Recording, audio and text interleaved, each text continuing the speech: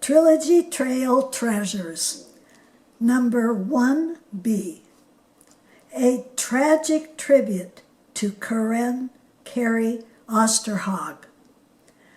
Kari Osterhag was a dynamic young graduate from the University of Washington, where she was a strong member of the women's crew team.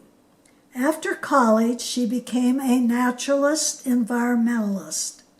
Once, during pre-trilogy planning, she spotted what later came to be called Kari's Bog. It's been said that Kari saved the Sphagnum Bog from developers who wanted to fill in and build more houses there. Kari fought hard to preserve the Sphagnum Bog in its natural form as a habitat for all the plants and animals living there.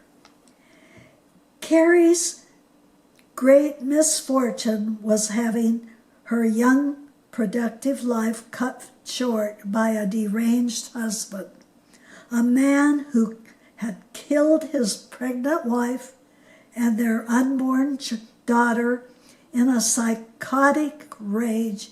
Must be set free, a judge ordered, because prosecutors presented no proof he was a danger to the community.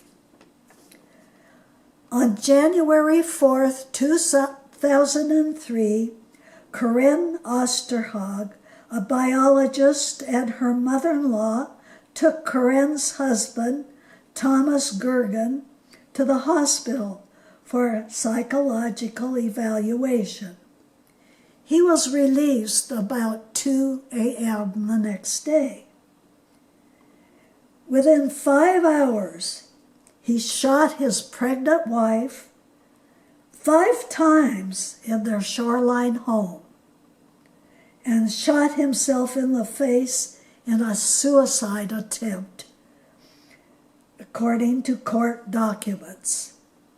Gergen was judged criminally insane and confined to Western Washington State Hospital for 5 years while he underwent mental treatment. Following his acquittal, Gergen faced a hearing before Superior Court Judge Hayden. Gergen took the stand, his face disfigured from a gunshot wound he inflicted on himself after killing 5 years ago.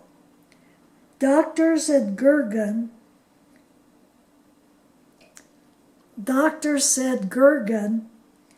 was delusional when Kari Osterhag was shot in 2003.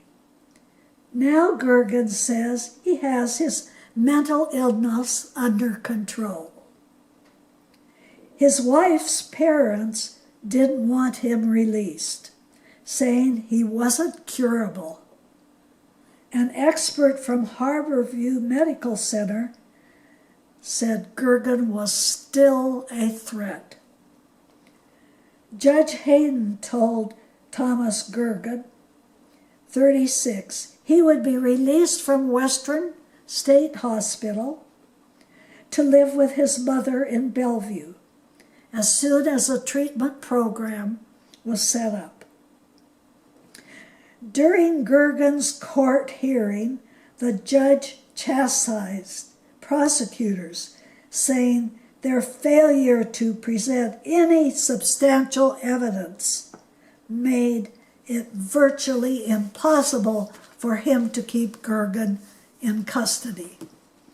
It is the burden of the prosecutor to provide evidence that Mr. Gergen presents a substantial risk to his community. What evidence have you given me? You presented no proof, Hayden scolded.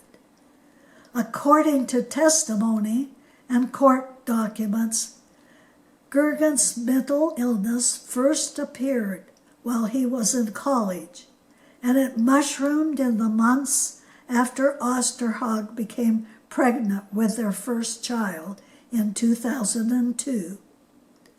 He had become convinced that his father-in-law was trying to poison him and that the baby wasn't his.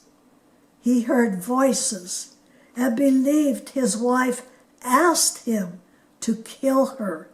He later told police and doctors.